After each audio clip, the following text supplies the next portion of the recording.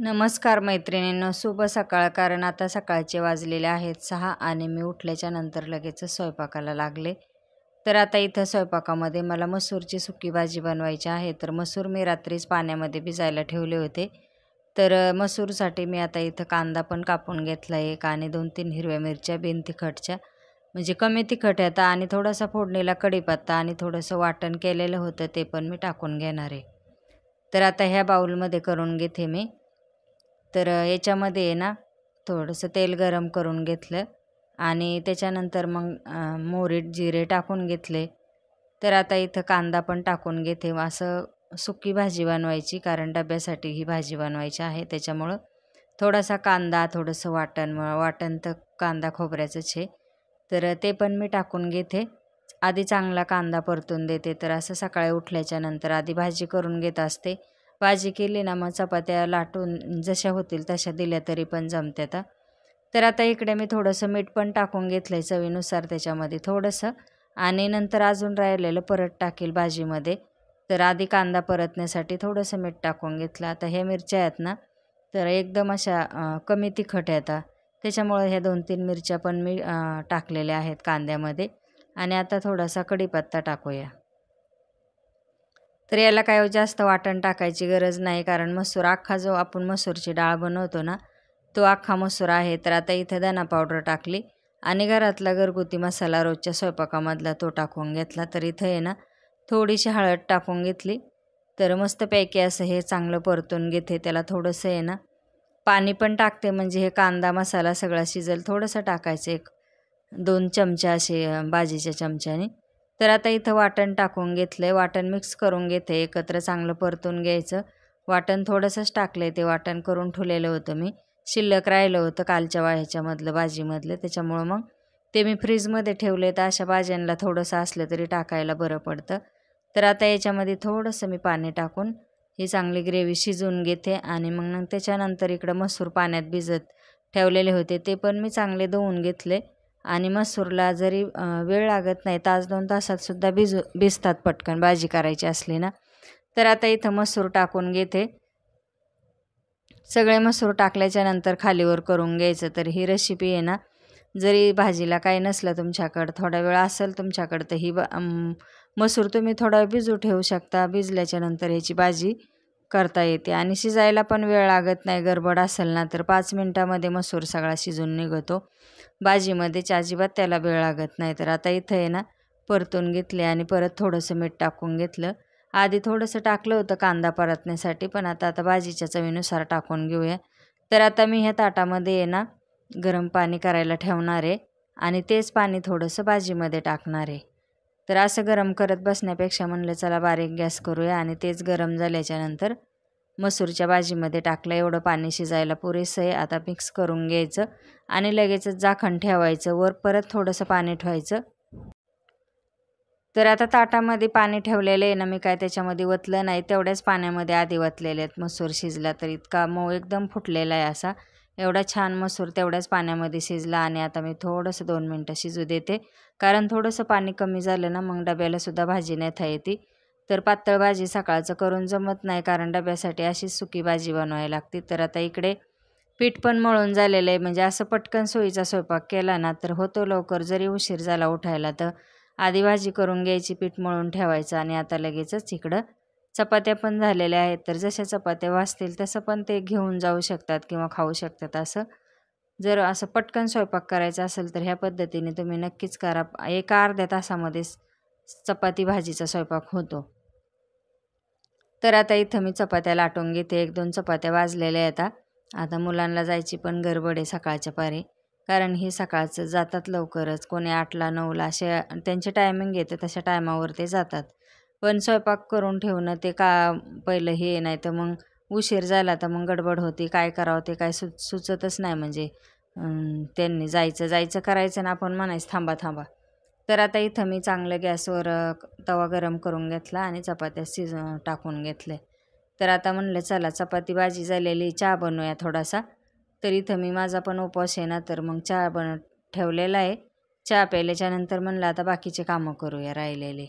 तर असं सकाळचं माझं नियोजन असतं स्वयंपाकाचं, चहा पाण्याचं, कामाचं. तर चला मग आता. नमस्कार मैत्रिणींनो, शुभ सकाळ सगळ्यांना. तर चला आता सकाळचे वाजलेले आहेत 9 वाजले तर आता मला आहे ना घरातलं पण सगळं आवरून घ्यायचं आहे. देवाला गठाला माळ वगैरे घालून घ्यायची. तर पहा आता तुम्ही पुढे व्हिडिओमध्ये आरती पण करायची आहे. आणि आजचा आहे कलर निळा, तर मी निळ्या कलरची साडी वेअर केलेली आहे. तर आज देवीला सुद्धा निळ्या कलरची साडी आहे. तर आता खाली गेल्याच्या नंतर आरती वगैरे करून येते मी. त्याच्यानंतर मग गठाला पाणी घालते, माळ घालते, कारण सकाळी लवकरच खाली आरती चालू होती, त्याच्यामुळे तिकडे जायला लागतं आधी. त्याच्यानंतर मग आल्यावर आपल्या घरातल्या देवाला माळ वगैरे घालून घ्यायची आणि पाणी घालून परत आरती वगैरे करून घ्यायची आणि त्याच्यानंतर बाकीचे कामं करायचे. तर आता सकाळीच मी स्वयंपाक वगैरे करून घेतला आहे, कारण मुलांना जायला लागतं सकाळचं, मिस्टरांना पण जायला लागतं. तर स्वयंपाक मला आधी करायला लागतो, त्याच्यानंतर माझे कामं बाकीचे. तर आता सगळे गेलेले आहेत. तर मग आता माझं सुरू झालं. आता मी जाणार आहे खाली आरतीला. तर चला मग आल्याच्या नंतर काय काय करते ते तुम्हाला मी दाखवतेच. फराळीला सुद्धा मी आज काय बनवते ते सुद्धा तुमच्यासोबत शेअर करते. तर चला बाय सगळ्यांना, परत भेटूया. तर चला म्हणलं आता आहे ना गठाला माळ वगैरे घालून घेऊया. तर गठाला पाणी पण घालायचं होतं, माळ पण घालायची होती आणि अगरबत्ती दिवा तर चालूच होता. पण म्हटलं चला आता सकाळी सकाळी लवकर माळ वगैरे घालून घेऊया. तर आज आहे तिसरी माळ. तर म्हटलं चला तिसऱ्या माळीला आहे ना मी तुळशीच्या पानाची किंवा तुळशीचे थोडे अशा फांद्या घेतल्या होत्या, त्याची माळ मी इथं बनवून घेते. कारण आमच्या तिथं तुळस आलेली, त्यालाच चांगल्या फांद्या फुटल्या आता. तर म्हणलं चला आता दुसरीकडे जाऊसपर्यंत इथलेच पानं घ्यायचे आणि त्याचीच माळ करायची. तर असं मी इथं सकाळी माझं काम चालू होतं तुळशीची माळ बनवायची. तर आता मी इथं माळ बनवून झालेली आणि अशी मस्तपैकी उभी माळ बनवली मी. गठाला पाणीसुद्धा घालून घेते. आता तिकडच्या पण रोजचा माझा गट असतो ना, गट म्हणजे कळस, तर त्यालासुद्धा मी आता पाणी टाकून घेते. तर गठाला पण टाकून घेतलं आणि तिकडच्या रोजच्या कळसला पण पाणी टाकून घेतलं. तर असं माझं सकाळचं देवपूजा वगैरे चालू होती, कारण आता हे मलाच काम करावं लागतं, बाकी काय कोणी करत नाही. त्याच्यामुळं सकाळच्या पारी हळदी कुंकू वगैरे वाहून घ्यायचं, परत गठाला माळा घालायची, दिवाबत्ती करायचं. वातीमध्ये तेल नसलं तर त्याच्याकडे लक्ष ठेवायचं. आता घरात एवढा देव बसवला आहे म्हणल्याच्यानंतर आपल्याला लक्ष ठेवून आपलं कामच आहे आणि ठेवायलाच लागतं. तर आता इथं तुळशीची माळ पण झालेली आहे, ती पण मी आता लावून घेते. आधी पहिल्या दिवशी नागिनीच्या पानाची घातली होती, दुसऱ्या दिवशी झेंडूची आणि आज तिसरा दिवस आहे. तर आज घातलेली आहे तुळशीच्या पानाची. आता उद्या बघू कुठले पान मिळतं येतं, तर त्याची घालूया उद्याच्याला. म्हणजे जे मिळेल त्याची मी घालते. तर बघू आता उद्या खाली गेल्याच्या नंतर काय मिळतं आहे काय नाही त्याच्या ह्याच्यावर. तर अशी माझी माळ वगैरे घालून झालेली गठाला छानपैकी. आता मग आवरून घेते सगळं, सगळ्यांनाच उपवास असतील. तर आता मी आहे ना इथं हे पण आरती पण करून घेते म्हणलं लगेच. सकाळी सकाळी हे कामं एकदा उरकून घेतले का तर मस्तपैकी मी इथं आरती पण करून घेतली गठाची. आणि गठाला दिवसातून एकदा आरती आम्ही करतो, तर सकाळी किंवा संध्याकाळी. तर अशी सकाळी सकाळी माझी आरतीसुद्धा करून झालेली आहे. तर चला मग आता परत पुढचं बघूया काय करायचं. तर असं निवेदन असतं सकाळ उठल्याच्या नंतर. तर आता इथं मग लगेचच मस्तपैकी असं गठाचं धान्य पण उगत आलेलं आहे, थोडं थोडं कोंब आलेत त्याला बारीक बारीक.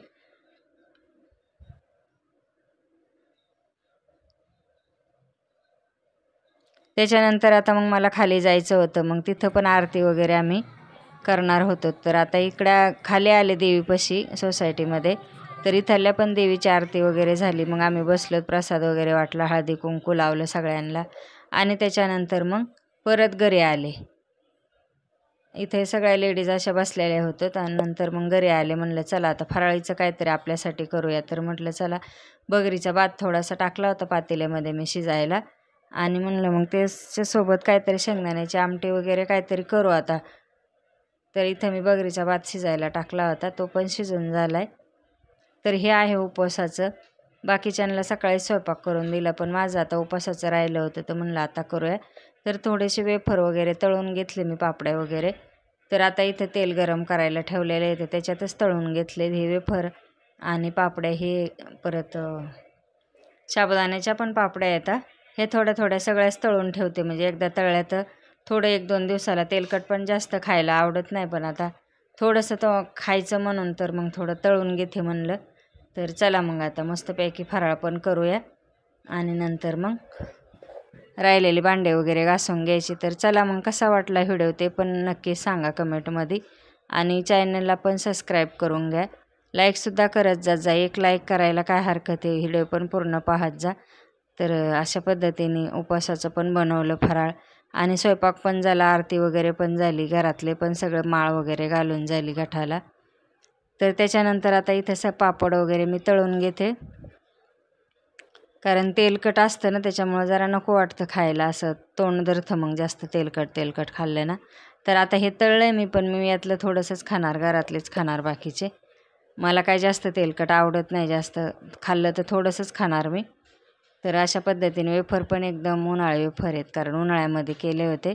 तर पांढरे शुभ्र असे वेफर आहेत, ते पण छान झालेत असे तळून. आणि पापड्या पण चांगल्या झालेल्या आहेत, त्या पण मी उन्हाळ्यातच केल्या होत्या. असं उपासाला लागतं ना नवरात्रामध्ये, एकादशीला, त्याच्यामुळे थोडंसं करून ठेवायलाच लागतं. तर असा होता आजचा व्हिडिओ. कसा वाटला ते कमेंटमध्ये नक्कीच सांगा. तर आता मी ना फराळ पण करून घेते, थोडंसं राहिलेल्या पापड्या तळून घेते आणि नंतर मग लगेचच फराळ करणार आहे.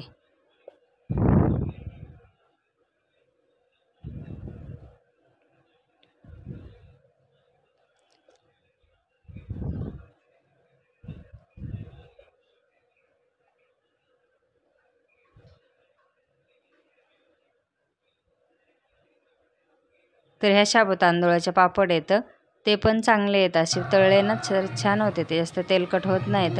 ते पण थोडेसे म्हणलं 2-3 तळून घ्यावात. परत त्याचा किस पण तळला थोडासा. असं सगळं थोडं थोडं तळलं तर ताट भरले. थोडं थोडं तळलं तरी पण एवढं ताट भरलेले. तर ते खाऊनच मन माणसाचं बघूनच भरते. तर त्याच्यानंतर संध्याकाळच्या आरतीला गेले.